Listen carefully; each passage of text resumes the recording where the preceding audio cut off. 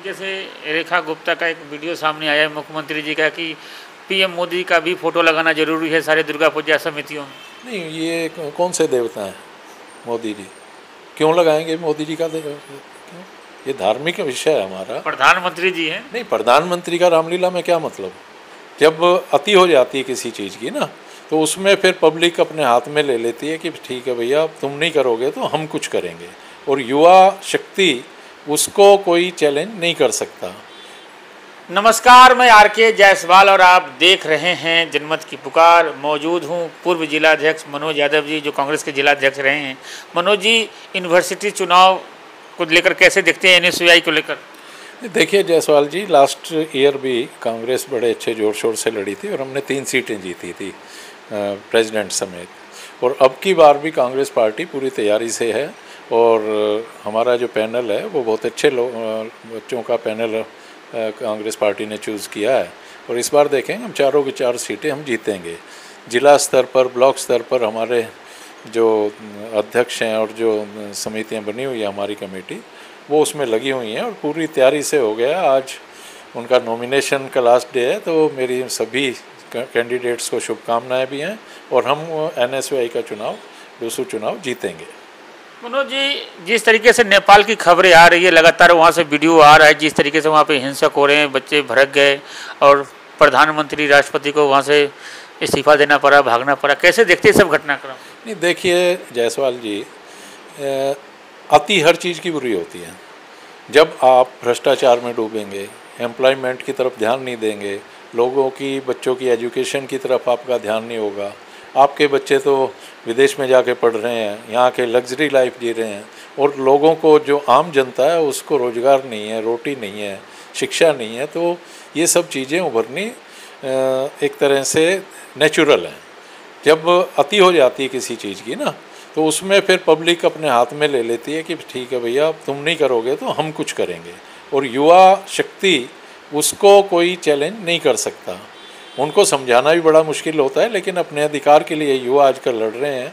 आप चाहे श्रीलंका की बात लगा लो, बांग्लादेश की लगा लो, और अब नेपाल में देख लो, और अभी आज मैं पढ़ रहा था तो फ्रांस में भी एक लोगों का विरोध शुरू हुआ है। तो हमारे देश में भी सरकार को सोच लेना चाहिए कि हमें रोज़गार की तरफ ध्यान देना चाहिए, महंगाई कम करनी चाहिए, भ्रष्टाचार को कम करना चाहिए, और जो शिक्षा का स्तर है उसको भी उठाना चाहिए, और हर आदमी को शिक्षा मिले, स्वास्थ्य मिले, उसकी तरफ ध्यान देना चाहिए। अगर ये पड़ोस की हवा हमारे यहाँ लग जाती है तो मैं मानता हूँ कि वो एक बहुत ही गलत चीज़ होगी, वो नहीं होनी चाहिए। हमारे देश के शासकों को इस पे ध्यान देना चाहिए। बिहार में वोटर अधिकार रैली के बाद अब दिल्ली में भी वोटर अधिकार कांग्रेस निकाल रही है। दिल्ली में भी क्या ज़रूरत? नहीं, ज़रूरत तो हर जगह है। आप देख रहे हैं कि जहाँ के भी आप फाइल उठा के देखेंगे तो वोटों में हेरा फेरी है, हर जगह है। तो हमारा एक कर्तव्य बन जाता है कि हर जगह के जो मतदाता हैं उनको जागरूक करें कि अपने वोटर लिस्ट को चेक करें। अपने अड़ोस पड़ोस में अगर कोई वोटर बने हुए हैं, उनके एक मकान में अगर 20-20, 50-50 वोटर बने हैं तो कैसे बने हैं, उस पर भी ध्यान देना चाहिए। और उसी को जागरूकता के लिए हमने ये यात्रा शुरू की है, और दिल्ली के और कोनों में भी ये यात्रा जाएगी। मेरा ऐसा मानना है क्या कि पार्टी इसमें पूरी तरह से काम कर रही है। दिल्ली की मुख्यमंत्री रेखा गुप्ता 6-7 महीने में देख रहे हैं, आपकी नज़रों में कैसा काम कर रही है? नहीं, देखिए, दिल्ली की सरकार मेरी नज़रों में, अब जो इनका एक जो पीरियड होता है ना, ग्रेस पीरियड, वो ख़त्म हो चुका। अब झूठे वादों से काम नहीं चलेगा। दिल्ली की सूरत इनको बदलनी चाहिए। दिल्ली का इन्होंने बेड़ा गर्क कर दिया।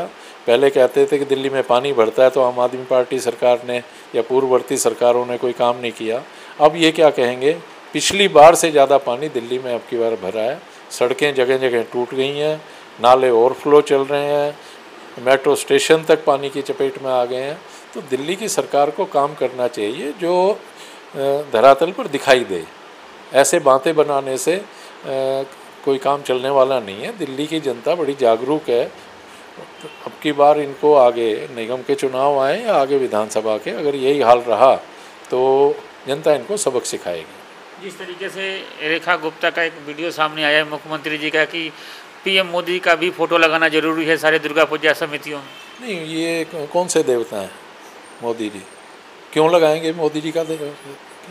ये धार्मिक विषय है हमारा। प्रधानमंत्री जी हैं। नहीं, प्रधानमंत्री का रामलीला में क्या मतलब? प्रधानमंत्री का अपने घर में लगाओ, अपने ऑफिस में लगाओ, अपने बेडरूम में लगाओ, क्या कर सके। लेकिन ये क्या मतलब कि धार्मिक स्थल पे भी उसका लगाए? ये तो कोई अच्छी परंपरा नहीं है। फ़ोटो के बजाय मुख्यमंत्री जी को ये सोचना चाहिए कि दिल्ली की सूरत कैसे बदलें। अगर दिल्ली की सूरत बदलते हैं, दिल्ली में काम करते हैं, भ्रष्टाचार पे लगाम लगाते हैं, दिल्ली का डेवलपमेंट करते हैं, हॉस्पिटल सुधारते हैं, स्कूलों की हालत सुधारते हैं, तो मूलभूत जो समस्याएं लोगों की उनको दूर करें, तो अपने आप फ़ोटो लगेगी दिल में। ऐसे रामलीला में फ़ोटो लगाने का क्या मतलब? ये तो कोई तरीका नहीं है और हम इसका बिल्कुल विरोध करते हैं। क्या क्या काम होने चाहिए जो विधायक नहीं करवा पा रहे हैं, जो आप बता रहे हैं? नहीं, विधायक का एक विषय नहीं है, मैं पूरी दिल्ली सरकार की कह रहा हूँ। भाई, साफ़ सफाई का काम आप देख लीजिए, कूड़े के हर गली में, हर मोहल्ले में ढेर लगे हुए हैं, पानी की समस्या आ रही है, सीवर ओवरफ्लो हो रहे हैं, हॉस्पिटलों में दवाई नहीं है, डॉक्टर नहीं है, कुछ जो डिस्पेंसरी थी वो बंद भी कर दी इन्होंने। तो इनको तो लोगों की समस्याओं पे ध्यान देना चाहिए, ना कि एक छोटी राजनीति के चक्कर में, मोदी के चक्कर में उनकी फ़ोटो लगवानी चाहिए रामलीला में। इनको लोगों की समस्या सुलझानी चाहिए। जन औषधि केंद्र वगैरह खोल तो रही है भाजपा? नहीं, जन औषधि केंद्र पे एक तो पहली बात पूरी दवाइयाँ नहीं है, और जो दवाइयाँ मिलती हैं वो सब स्टैंडर्ड मिलती हैं, जिससे कि बीमारी ठीक नहीं होती, लोग बाग परेशान होते हैं। उन दवाइयों का स्टैंडर्ड सुधारा जाए। एक उसके लिए बाकायदा एक नियम बनाना चाहिए कि इससे कम स्टैंडर्ड की कोई दवाई है या इस कंपनी की जो बैन है वो दवाइयाँ उसमें नहीं आनी चाहिए। दवाइयाँ अच्छी क्वालिटी की, गुणवत्ता की उसमें होनी चाहिए। हमारे साथ बात कर रहे थे पूर्व जिलाध्यक्ष मनोज यादव जी। मिलते किसी और खबरों के साथ। नमस्कार।